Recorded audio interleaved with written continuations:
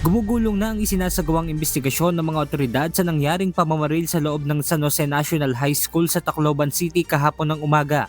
Sa kasalukuyan, naaresto na ng pulisya ang 2 menor de edad na sangkot umano sa pamamaril. Sa naturang insidente, 4 na ang kumpirmadong nasawi habang 13 naman ang nasugatan.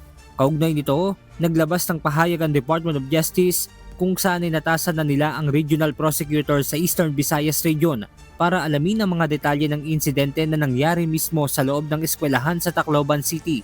At dahil pawang mga menor de edad ang itinuturong nasa likod ng nangyaring pamamaril, binigyang diin ng DOJ na nararapat pa rin na pairalin ang lahat ng legal na proteksyon at pangangalaga na itinatakda ng batas para sa mga batang sangkot sa insidente.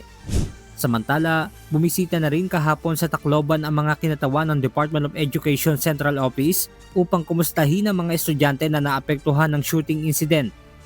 Patuloy din ang pakikipag-ugnayan ng DepEd sa PNP at Department of Social Welfare and Development para maghatid ng kinakailangang tulong sa mga estudyante, guro at kanilang mga pamilya.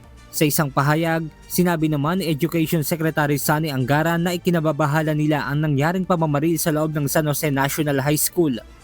Mariing ding kinukundina ng kagawaran na naturang insidente at nagpahatid na rin sila ng pakikiramay sa mga nasawi sa pamamaril.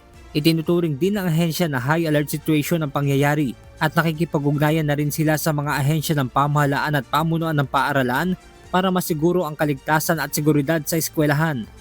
Benedict Samson, humahataw sa balita ngayon.